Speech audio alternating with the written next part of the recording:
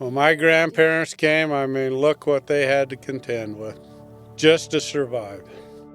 We're a product of it. Oh, once I lived in Cottonwood and owned a little farm. When they called me down to Dixie, it caused me much alarm. To hoe the cane and cotton, I right away must go. But the reason why they sent me, I'm sure I do not know. Welcome to Not Forgotten, a podcast brought to you by the Doc Booth Foundation and hosted by noted writer Lyman, who has chronicled the stories, culture, and character of Utah's Dixie for more than 40 years. As we celebrate the 50th episode of the Not Forgotten podcast, it's wonderful today to have two of Dr. Craig Booth's siblings with us, his sister Marvel Lynn Booth Pace, and his brother Kelly.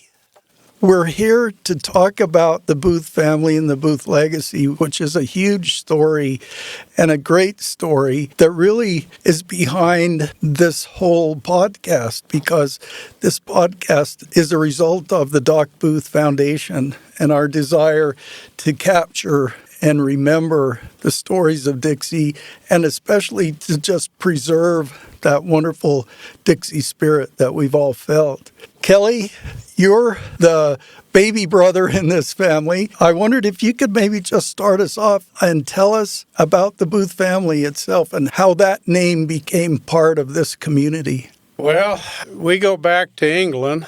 My grandfather's, and probably second or third back there, was named John Booth, born in 1816.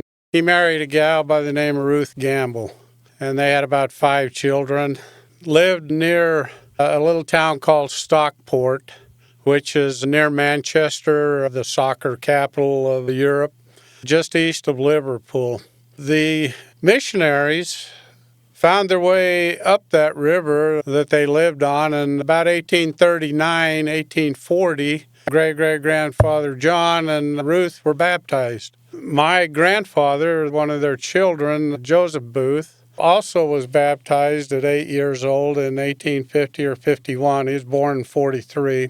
He married a gal, had 2 children, didn't get along, and kind of a precursor to our family history.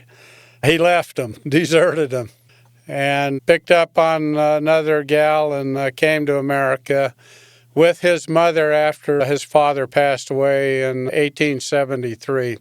Came through St. Louis, made it to Salt Lake, and were pretty much directed to come to St. George, which he did. Came down, married a couple of gals here, had a child, which was my grandfather. I don't have a lot to say about my grandfather because he died when I was 2 months old. He had married my dad's mother. She passed away when my dad was 13 years old. He was the oldest of about 8 children. And consequently, because my grandfather couldn't take care of the kids, they split them all up. My dad ended up with his next older brother, Ree Booth, going up to Bingham area. He worked in the hospital up there. If you want a side note story here, his job in the hospital was to go upstairs and take all of the extremities that had been incised, cut off, and take them down to the furnace downstairs and cremate them. Oh, my goodness. At the ripe old age of 16. Whoa. He talked about sledding down Bingham town. They would go clear up to the top, jump on a sled, and sled clear to the bottom, and then catch a ride back up to the top again. That was their fun. What that did at that time was put a desire in his heart to get his family back together again, because some of them ended up in orphanages, some ended up in Enterprise as babies, taken care of by other family members. The Booths, my great-grandfather, came to St. George, owned a photography shop, well known throughout southern Utah as one of the prolific photographers. And his name was? James Joseph. James Joseph Booth, and we're indebted to him. Yes. Lynn included several of his pictures in the book that she put together here about, Yes. 8 or 9 years ago. Uh-huh. Well, those photos that your great-grandfather took, they're priceless. I mean, they tell the story. I don't know what happened to those photos. My grandfather had a home just south of Smith's on Tabernacle on about 4th West. And I went over there when I was a kid, and there were boxes of photographs. And the house had been deserted. We needed to clean it up. My Uncle Reeves, we called him Swartz, lived next door. They didn't want any part of those photographs. I grabbed some that I thought might be important, took them home, put them in our storeroom. My mom looked at them, so I don't know who they are. Threw them all out. I still haven't forgiven her. Well, all of our images in our minds of that early St. George townscape come from his photography, and we're so lucky to have that. Is that a trait or a skill that he brought with him, or did he learn that? I think he pretty much fell into it. Uh-huh. I don't believe he was doing anything of that nature in England before he came. Did he do that as a business in St. George? That was his means of survival. Uh-huh. And he had a little store to go along with it. That's awesome. His son, my grandfather, which was my dad's dad, like I said, was into mining. I have mining certificates, mining stock, where he prospected all over southern Utah and Nevada. Literally made no money, pretty much an outcast. His first wife had passed away at my dad's age of 13. He married another gal, Gladys Wilson. They lived on Tabernacle. I was only 2 months old when he passed away. Didn't really know him. My grandmother was gone. I didn't know that side of the family either. Marvel writing came from a well-known pioneer family here in southern Utah, the Writings. My great-grandfather had a drum. He was part of the drum band that they had put together on every celebration that there was. He'd come out and beat that drum, and they'd march up and down Tabernacle and get everybody to come to the celebrations. Yeah, that's a very, very familiar name. Much didn't care for the Booth, at least my grandfather. We knew him. We got along real well with a couple of them. My great uncle Fred writing, the Pierces, Aunt Nell writing. We knew them real well. I passed papers to them when I was a kid. Hale Pierce. And Hale Pierce and Helen Barker were all writings. Uncle Fred was a real character. You know, when you are about 12 years old and you have to go collect a couple of bucks for the paper each month, he was the last one I wanted to see. He used to drag me out forever before he'd finally cough up his $2. All of us who pass papers can relate to that in some degree. I love passing. I hated collecting paper. If I'd have been a little brighter, I'd have just put an envelope in one of the papers with a stamp on it and said, "Hey, mail me your $2. That way I don't have to keep coming back to your house." Maben Ashby, you remember Maben? I do. Maben Ashby was the distributor for the Tribune and Deseret News here. And Maben and I used to have it out every month. It used to cost me about $5 in penalties each month because I couldn't pay my bill on time. Oh, my goodness. Well, I just got done collecting. I couldn't turn around and go back and collect a week later. I was always late. That's great. The writings and the Booths, that's my dad's side. Yeah. My mom's side is Lang. Her dad's name was Rufus Henry. My brother named his dog Rufus after my grandfather. That's how much we liked our grandfather. His family got into St. George area in the 1860s early. I did a diagram here of all of my grandfathers coming in to St. George, and they all hit St. George around 1860 to 1873. We've got approximately 91 relatives buried in the St. George Cemetery here. In fact, there's so many of them, but I don't think I can find a plot anymore. That's what you would call deep roots. Yeah. Marvel Lynn, if your brothers kind of shared that history of your family, and maybe you could just share with us some of your thoughts about being a Booth and about being someone who grew up in this town and having that great legacy. We only lived, like 2 blocks from the Woodward High School and everything. We went to school there. So the one thing I do remember my mother telling me, and I've always been grateful, she said, back then we didn't have the right name to go to church. She said you had to have, I'm not going to say any names, but she said we didn't quite have the right name. But when Doral was born, she said we made up our mind. We were going to church. We didn't care what happened. And they did. So we were all raised in the church, which has been a great blessing to all of us. And I'm grateful that they made that decision. Growing up, I remember we started kindergarten up in the Catholic church. It was nursery school. And we started up there, and then we went to kindergarten. Just had a great growing up period. And my dad, I want to talk about my dad because he was so great, and I'm so grateful for him. When I read his history, I was totally amazed at what he went through as he was raised, how he had to work and work just to get a potato or something to eat. And he did that his whole life. And it wasn't till he later met Mel Cox that taught him how to be a mechanic. And Julio Palazzo worked with him, too. They actually worked for Norm Cox. Yeah. Remember Norm that had the store there on Tabernacle? Right. Well, they had a shop behind that down by the science building. Remember the science building Yes. at the college? Had the little terrariums outside there. You could go see turtles and snakes in it. So did your father spend most of his life as a mechanic?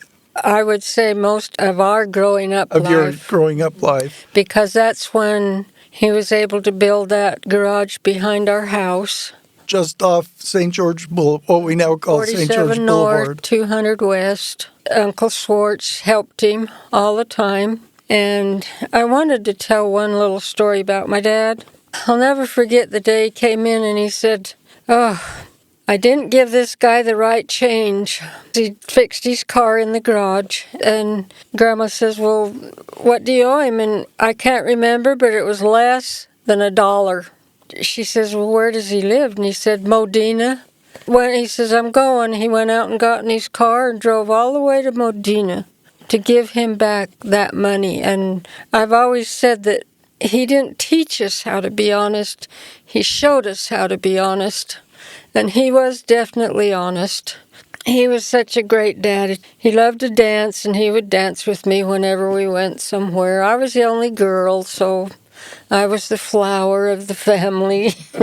Still is. That's awesome. That's so neat. And my mother, I'm so grateful for my mother because my mother taught me how to sew. And you know that she sewed for anybody or everybody in town. We would come home from school, you wouldn't know who was going to be in the bedroom with no clothes on, trying on stuff that she was making. And the one thing I do remember is that she was sewing on something for Susan Hayward, who was there in St. George making a movie. And I'm sure you remember we had a lot of John Wayne and Clark Gable. I got their autographs on all of them. So they came to your mom. They came to her. She made dozens of wedding dresses for all the girls in St. George that couldn't buy them. She would make them. And, we lived just south of Millen Truck Line. Yes. And I got to tell you this story on Kelly. Back in the day, they would come in, unload their trailers, and they would be facing our house. They were all facing south. And that's back when they had the big long tongues on the front. Anyway, one day one of them got loose and came down towards our house. Mom and Dad's bedroom was right here, and they had a big chest of drawers. It was like 4 or 5 feet tall, right here. And Kelly was right here on the floor, just a baby, crawling. And that tongue, the wall that they had built, kept the trailer from coming all the way through the house. But that big old tongue came through the wall, hit that chest of drawers, and it just slid it like about 3 feet. It didn't knock it over. Had it knocked it over, he might not be here today.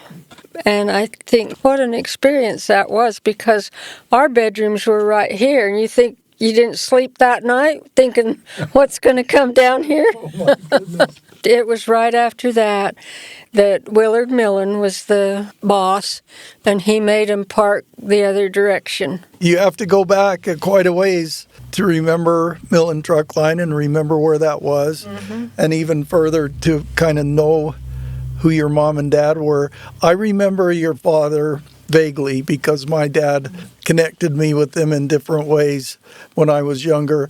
I remember him as, I just had a sense of respect and honor for him. He just seemed like a very fine and good and excellent man. And I also remember him as, I'm sure because my dad told me what a hard worker he was and what an honest and excellent man he was. Fixing tractors.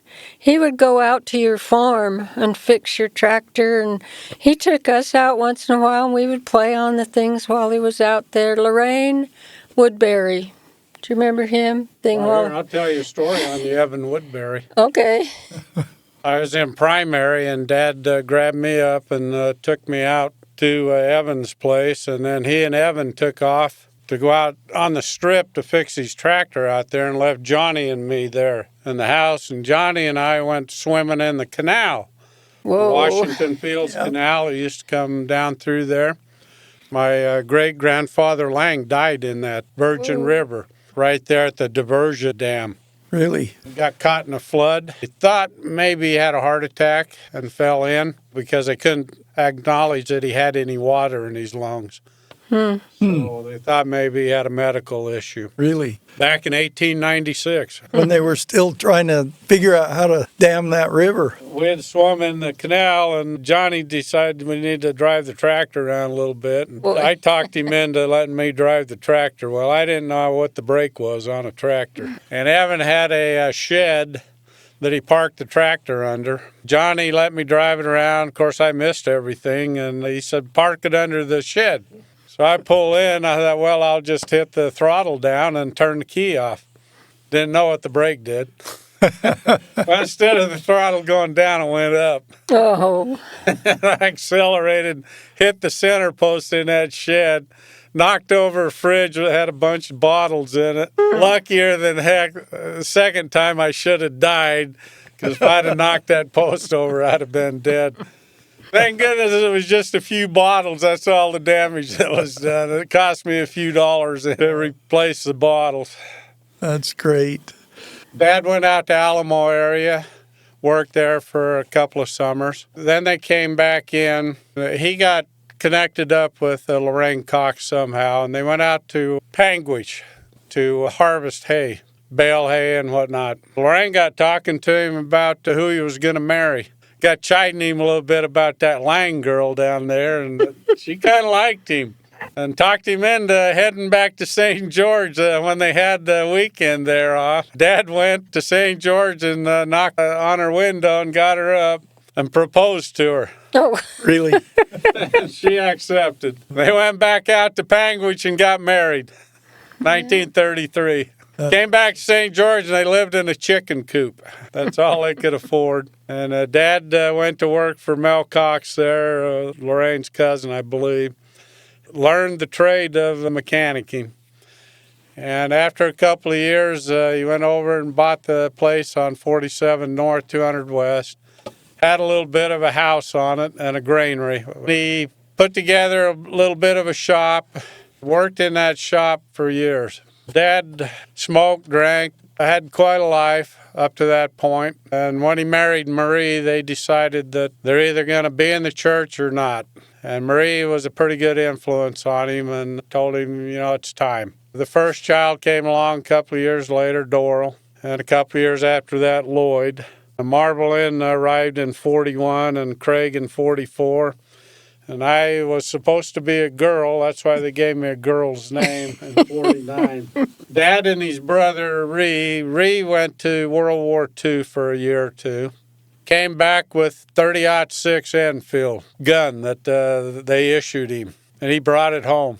And that was his deer hunting rifle. Uh-huh. Dad had an old 240 Krag, we called it, which is a model 24 millimeter caliber. And he shot deer with that. Well, he didn't make a lot of money. Never did. I'm just going to jump a little forward. After I got out of school and started doing taxes, I went home, picked up my dad's tax return, and realized that the most he ever made in any given year was about $3,500. And that's what we lived on. Well, Doral Lloyd told me when I was a kid, this is how it works. I had a nickname, and I'm not going to reveal it here. But they called me this nickname all the time. And they said, if you want anything, you're going to have to work for it. You're not going to get anything if you're depending on mom and dad. They don't have it. Well, I learned at the ripe old age of 10 that I had to go to work if I wanted anything. Well, luckily, Doral started the paper route program. Lloyd picked up on it. He passed for a few years. And then they dumped it on Craig. Craig passed for about 4 years. And lo and behold, I got my first bike about the ripe age of 8. That bike served me well on the paper route. Where did you pass, Kelly? I passed What was your route? I started right down at Big Hand Cafe on Main Street. Went up Main Street and then up diagonal up to about 4th West. And then I just circulated down, clear back to the highway again. Come down the highway, went back up to First North and swung back around. And I had about 50 papers to pass every morning. Would you call that Sandtown? I stopped just before what we call Sandtown. Yeah. Sandtown was at North Diagonal up towards Watercress Springs. From about 4th West up is what we call Sandtown. Mine was just diagonal, really, up to that point. So were there other guys from your age that were passing in those other areas? Paul McConkey had the west side. I mean, Wilson McConkey lived on the highway. Do you remember the coal spot that was the little drive-in there just above West Elementary School? Yes. Doyle Sampson had that for a while. Okay. Paul lived right next door to it. He was one of my cohorts growing up. Tried to get me to be good and go to the general priesthood meetings and conference. And I said, come on, Paul. You got to be a goody two-shoes to do that. And I'm just not there. Anyway, I wanted to bring a little further on my dad. My dad deer hunted and fished. The deer hunting was a necessity. The fishing was fun. Deer hunting usually meant anywhere from 8 to 10 deer a year. And we'd go to IGA Skaggs there, the snow zone, and we would clean the deer, prep them up, and then we'd take them down to Skaggs. Skaggs would cut them up for us, wrap them, and put them in a freeze locker. And about once a month, Dad would go up and bring enough meat home that we could put in our deep freeze. That's what we lived on. I've told countless people I was 7 or 8 years old before I knew what a beefsteak was. We grew up on venison. On venison. And even to this day, I'll sit down to a venison steak before a beefsteak if it's taken care of. We always had dinner at noon. Very seldom came home that Grandpa didn't invite somebody into dinner. If he was fixing their car and they were waiting for it, he'd invite them into dinner. We would all walk home from school because we only lived a block and a half. So we always had our big dinner. And then that night, it was bread and milk or whatever you could find. But I wanted to say my dad did love, and he had a big garden behind our house. He used to love to go out in the garden and throw strawberries and stuff over the fence, because, see, the West Elementary was right there. And there was always kids playing out in the playground. And he would throw strawberries, anything he could that was ripe, he'd throw it over the wall to them. They loved it, and he loved it. Marvel Lynn, coming back to bread and milk, because I remember my dad talking a lot about that. And I remember from time to time at home, he would have bread and milk in the evening just because that was how he was raised. Bread and milk was the pioneer staple. That's what they had. They had milk, and they could make bread. And if they were lucky, they would get green onions. Yeah, green onions. And grapes. Or radishes. He would tear the bread apart and mix it in the milk. Oh, yeah. And eat it that way. I didn't like it. Never did like it. I was exposed to that, but my kids and my grandkids wouldn't have a clue. I was young enough to have Wheaties. Yeah. We could have cereal or fry us an egg. I could eat hot milk and bread and toast, but not bread and milk. Anyway, Dad was the consummate trout fisherman of southern Utah. And he went over to Schultz's in Hurricane there and bought him a 14-foot aluminum boat. Put a 5-horse motor on the back of it. And we were on, during the summer, out of 13 weekends, at least 9 of those weekends on a lake or a stream somewhere, catching trout. Now, my grandfather, my mom's dad, had some property south of Dixie High School there on 4th East. Had about 7 acres down there, and he watered it with effluent water after they'd treated it. It still was pretty yucky. Well, most fishermen around the area use night crawlers. And night crawlers, when you catch them, have usually been shocked. They'll put a pitchfork in the ground and wire it up and shock it, and then the night crawlers come up out of the ground there to get out from being shocked, and that's how they harvest the night crawlers. Well, the shock part stymies the night crawler as far as bait goes. They're lethargic. My grandfather's field had worms, and they were regular red worms, almost the size of a night crawler. And we would go catch fish with these worms that nobody could catch with night crawlers. And it wasn't unusual. We'd be up to Baker Reservoir on opening morning. Fish had a season back then. It's usually the first weekend in June, right after school let out. We'd be out there amongst probably 75 to 80 boats on Baker Dam, meandering our way through there because we trolled. We used what we called a Davis gear. It had some spoons on it. And then we'd hook a number 6 hook on the back of it and load it up with as much worm as we could. And these worms were vivacious and vicious, and they'd almost grab the fish. Kyle, my brother-in-law here, that's how I first met him. He still calls me the spoiledest, rottenest kid he's ever come across. I had the spot on the boat that caught the most. I'll indicate that Kyle is nodding his head right now. My dad was the consummate fisherman. He didn't quit till we caught our limit. That's right. And I've got nieces and nephews that tell stories about having to go fishing with Grandpa. They didn't get to go You fishing. didn't get to eat until you almost caught your limit. You didn't get to go fishing. You had to go fishing. And if you had to go to the bathroom, yeah, there was a little bucket there for you. Oh, that's great. Anyway, he bought a smoker, and he would come home and fillet the fish, and then he'd smoke them. And I loved smoked fish. I started when I was down in California with my uncle, eating smoked salmon down there, and when Dad started smoking trout, that was almost as good as smoked salmon. I ate so much smoked fish, I can't even look at it anymore. That venison and the smoked fish is what you grew up on. Well, he'd invite the clients to come in, and he'd just shovel out the smoked fish. We had so much of it. Mom bottled it, too. And venison. Mm-hmm. Yeah.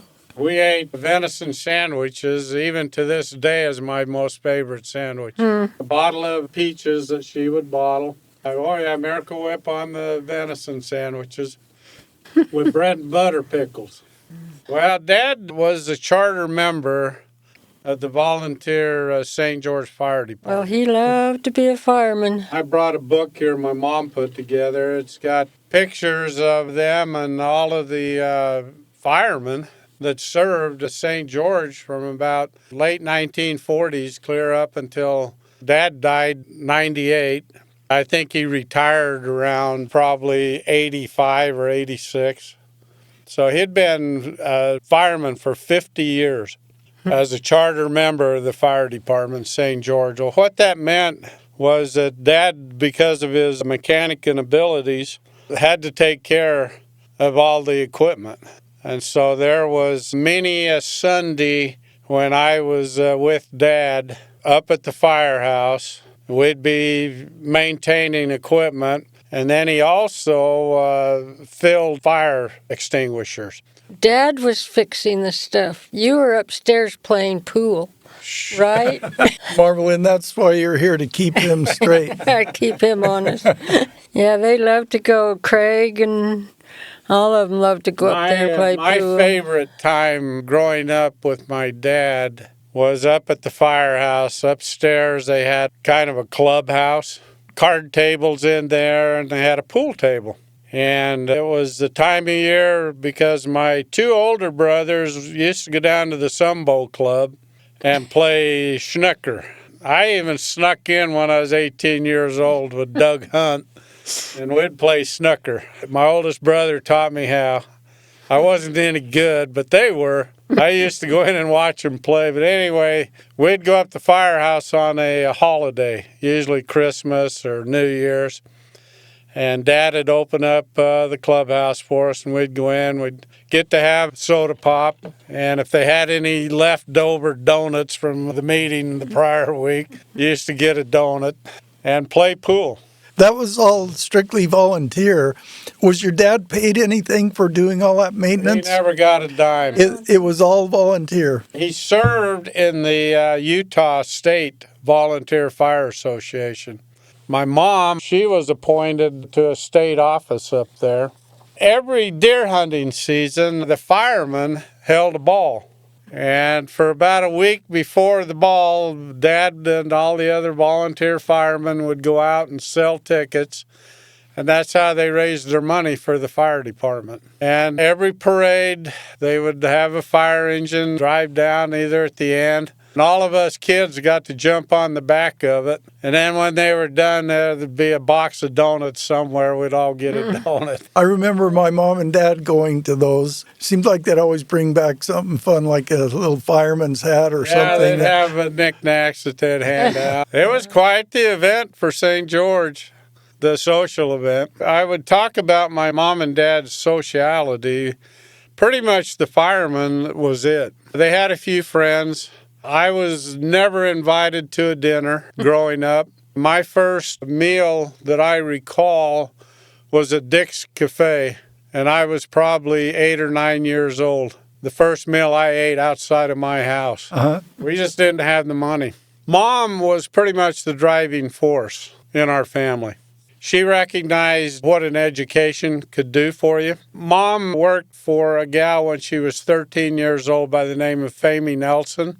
Lived down by the VFW, there at the ballpark by the rodeo grounds. She literally supported her family through that little bit of work. Mom talked about coming home, the only thing they had to eat in the house was some onions. So they'd fry the onions up. Now you realize that my mom and dad lived during the Depression. These were hard years. They were hard years. Mom realized that an education would do more for our family than anything. Now, when I came along, my brother Doral left home when I was 5 years old. He got married to Arlene MacArthur, and then he entered the service. Served a couple of years and came back and went to school. Lloyd was the jock of the family, was a quarterback, played for the high school, and then went to Dixie College and played a couple of years for Sarkis Arcelanian, the coach. And then he went on up to Utah State until he broke his collarbone and that pretty much took care of him, but he finished his education. Both he and Doral went to Las Vegas to teach school. Did very well. Lloyd became a head coach down there at a couple of the high schools. Had even some MBA kids go through, which was quite phenomenal. And my dad loved Lloyd. Mm-hmm. Lloyd just treated my dad and mom like royalty. And my dad, would, at the drop of a hat, would drive to Vegas to watch his games and then go fishing with him at Lake Mead. But he loved Lloyd. We all did. Lloyd was just kind of the most lovable one of us. Well, after he died, they named a gym down there after him. Chaparral High School, he was a head coach. They named the gym after him. That was quite an honor for us. Mom finished high school and I think 1 year of college. When I was 12 years old, as Marvel Lynn stated, Mom was a terrific seamstress. And she applied for a job with the Kelwood Companies, which is a tent making and sleeping bag making outfit back east. They were coming to St. George to establish a facility here to make tents and sleeping bags. And she and Isla Sullivan were selected to become the trainers for their new establishment here. Well, that meant that the Mom and Isla had to go back to St. Louis area and train for 6 months. And I had to eat school lunch. Yeah, I wasn't too excited about that. But I did get to eat all I wanted because the kids threw away so much food in school lunch. And I wasn't proud. I'd eat anything. She came back and worked for the Kelwood Companies for about 18 years. Rose up in management. My life changed immensely because now we had money. Mom made 5 times as much as my dad ever did in any given year. My older siblings all claimed that I was the most spoiled, rotten brat there was. Until I reminded them, I said, you know what? Let me see how this works. Who does all the chores when there's 5 kids around? Gets split up 5 ways, right? Who does all the chores when I'm the only one around? Yeah, I'm washing walls, I'm washing ceilings, I'm cutting the grass, I'm doing everything. I'm washing all the dishes, I'm doing it all. I'm vacuuming the whole house, I make all the beds. Yeah, I'm spoiled rotten. Let's talk about this. You know what I got out of it?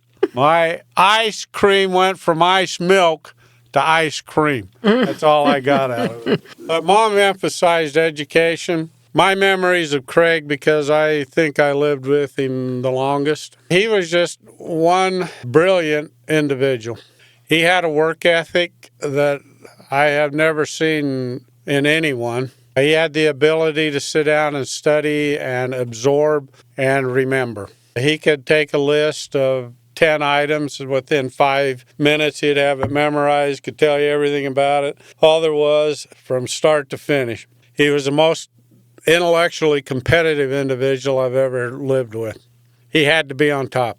He had the biggest ego of anybody I've ever seen. He and I clashed all the time because I'm sports, he's intellectual. He ground on me from the time I was this tall. When I stole his marbles to go play, I turned 6 of his marbles into 3,000 of them before I got done playing marbles at West Elementary. My life with Craig, they built the school next door, West Elementary. I had to walk 6 inches to get to school. I got an award after 5 years of never being late once. Across the street from me, they built asphalt, or they laid asphalt and put up basketball hoops. Just south of that was a baseball field. My life was basically sports.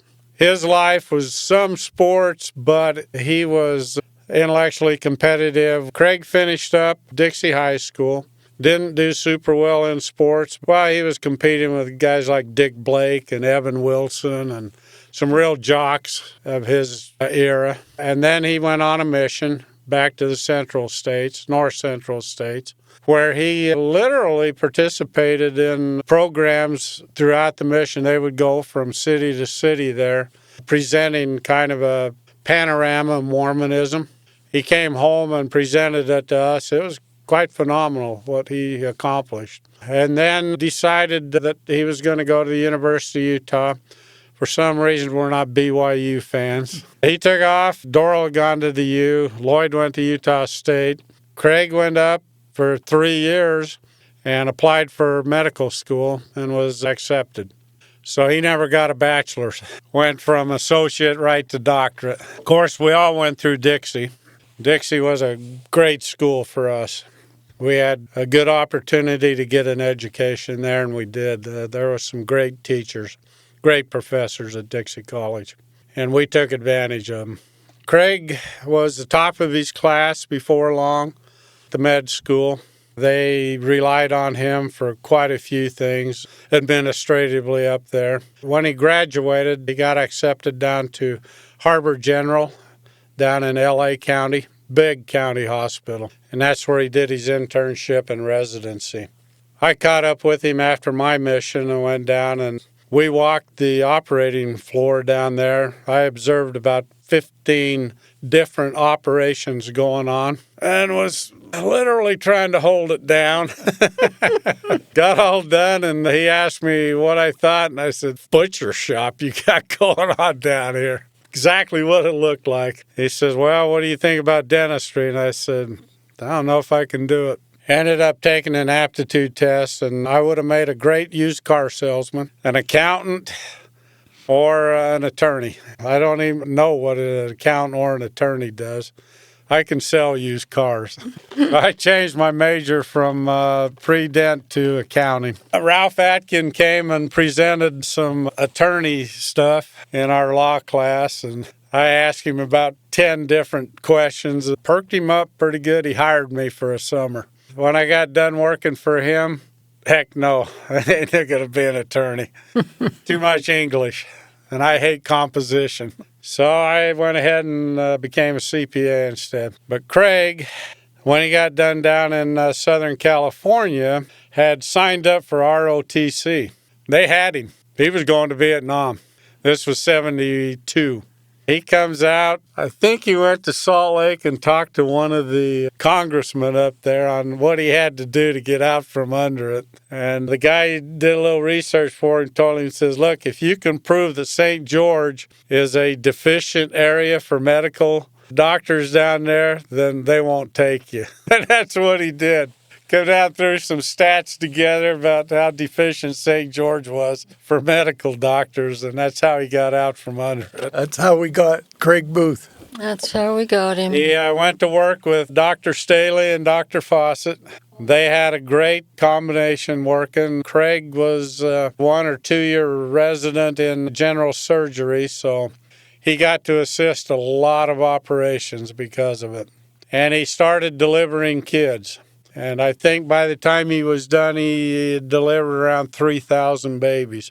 And every time I'd go with him somewhere, we'd run into some mother, and he'd look at her and look at the kid, turn to the kid and said, "You know, I saw you first. You didn't have any clothes on." That's great. And Craig had an ego. My respect for my brother Craig is immense for what he accomplished. I've got a book full of all his accomplishments, and they're not just a few, they're many.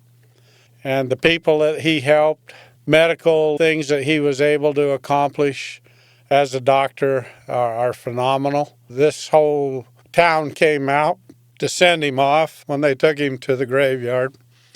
And I was amazed, just the respect that the people had for him. Appreciate you sharing those things, Kelly. Marvel Lynn, can you share some thoughts about your brother, Craig? Craig was always one of my best friends. He was my doctor. It took me a little while to get used to him feeling places where I told this story at my mother's funeral. The only whipping I ever got growing up was when Craig wanted to play doctor with me. But after he was my doctor and he saved me, I went through a depression. And this is interesting. We lived in Vail. He was coming down from Pine Valley And he never did stop in, he just went on. Didn't even know where he was, but he stopped in that day, and I was in a deep depression, and he helped me get out of that, and he's helped me all my life. I'm so grateful for him. And I remember one day he says, "Come here," and I sat down by him, and he says, "How come you're always insulting me?" And I said, "Craig, everybody in this town loves you, and you're the biggest person there ever was. And if I can insult you, what does that make of me?" I mean, I didn't say anything worse than what he said to everybody. You know that. He says, "You're always sarcastic." And asked my husband, he says, "Every time I do, well, I can see you're a Booth. Your Booth's coming out." But I love Craig with all my heart. Our mission with the Not Forgotten podcast, which is an outgrowth of the Doc Booth Foundation, is to really capture the spirit of this area. And Craig embodied that spirit. You embody it, Kelly, and you embody it, Marvel Lynn. And I thought that maybe as we wind this down, if maybe each of you could just share what it means to you to have been born here and to grow up here in this community. I mean, I remember back when there was 5,000 people here. But growing up in St. George and going to school, we had such great teachers. And when I was in the 11th grade, we were over with Dixie College. And so the 11th and 12th grade high school was with the freshmen of the college. And because of that, we got to take typing and shorthand and things like that we wouldn't have had that in high school. And so I appreciate that so much. I didn't go on. After I left school, I moved to Las Vegas, met Kyle. We got married the next January. Been married 65 years. So I didn't go on to school, but I appreciate so much being able to learn those things. And one day we had to go to Cedar, and they were having a contest, and I was supposed to go up there and do the typing, and I didn't want to go. I was scared. And my mother said, "You're going?" She shoved me out the door, and I swear I heard it lock behind me. And so I went to school. We went to Cedar. I ended up winning first place in the region and in the state. Let me give you a fist bump there, Marvel Lynn. That is awesome. How I appreciated that she did that for me, and I'm so grateful for all the teachers that we had. They were all great, and to be raised in St. George, I couldn't ask for any better than that. Kelly mentioned what the quality of teachers and that amazing opportunity to be educated in a little town like this by such great Like teachers. Grant Hafen. Yeah. He used to tell the best stories. I loved his stories. I got to hear them too. Yeah. Thank you, Marvel Lynn. Kelly, just share a little bit of your feelings about what it meant. I do a lot of studying. I've studied the gospel at great depth. I've studied almost every religion in the world to some extent, just to get a feel for it, what they do and what they represent. I've studied history of countries. I spent a couple of years in Germany, got to see what the European life pretty much was all about. The conclusion that I've come to is that for us to grow up in St. George during the 50s, 60s, and 70s, you could not mark anywhere in the world that would exceed the privileges that we had. We were at the end of World War II. We had an explosion of an economy, meaning that if you applied yourself at all in the least, you were living higher than 80% of the rest of the world. And not only that, If you took all the kings and queens that lived up to the 1950s, you were living better than almost 99% of them Really? in their big castles. Yeah. We had cars, we had transportation, we had communication, we had television, we had everything that there was. Now, what the rest of the world didn't have is what we had. What we had was unison, meaning that we were unified in our approach to life. 99% of us were all pretty much on the same trajectory through life. That gave us the opportunity to gel with each other. I had friends. I've had friends. I had an opportunity to do what I wanted to do in life. I was given all the time in the world because Mom and Dad finally had money, and I could do anything I wanted to do. If I didn't have the ability, all I had to do is go to work. I went to work for Lloyd Graff when I was 15 years old. I made enough money I could do anything I wanted. I made the most money of any kid in town, selling tires, batteries, and shocks. All the kids that were stocking shelves, I made twice as much money as they did. Well, I saved it all because I needed it for my education. Mom again. But my point was, I had the best friends. Our class of 1968 in Dixie High School was one of the most cohesive classes, and still is to this day, that ever graduated Dixie High School. I was a 50-year chairman of the home reunion. I've served on 4 or 5 committees for reunions and tried to keep our class in communication. And we get together and we just like each other. And it has formed for me a stabilizing effect, a foundation in my life where I know that not just my family, but this extended family is there. If I need anything, I could pick up the phone today and call any of them and say, hey, can you help me out here a little bit? If I wanted a project and something to do, they'd at least consider it.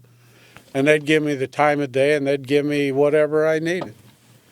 That's the thing that you got growing up in St. George. And it's still here, even though I live 70 miles down the road. I'm back here enough amongst my friends and watch people and then see how they turn out. And I thought, yeah, man, we had it made. We grabbed the fruit at the top of the tree, not the low-hanging stuff. Kelly, you described that so beautifully, and you as well, Marvel Lynn. Am I wrong if I say that what you've been defining is the Dixie spirit? When my grandparents came, I mean, look what they had to contend with just to survive. But you are who you are because of all of that. That's right. Oh, absolutely. We're a product of it. It's awesome what you've shared today. I thank both of you for being here and for the chance to visit. And I realize we've just touched the surface of all of this. But what you've shared is wonderful and really, really special. And I thank you. Well, we thank you for doing it. The Doc Booth Foundation is dedicated to empowering individuals through educational opportunities and promoting mental health advocacy. Through scholarships and funding for important community needs, the foundation perpetuates the can-do spirit of the founders of this community, using the lessons of the past to chart the course for a better future. Make your tax-deductible donation at docboothfoundation.org. Not Forgotten is produced by Ricky Valadez and made possible by the generous support of St. George Area Zag Stores, industry-leading tech support and accessories. Lyman Hafen's books can be found at lymanhafen.com. Once I lived in Cottonwood and owned a little farm. When they called me down to Dixie, it caused me much alarm. To hoe the cane and cotton, I right away must go. But the reason why they sent me, I'm sure I do not know. We came to Dixie, and we called it home.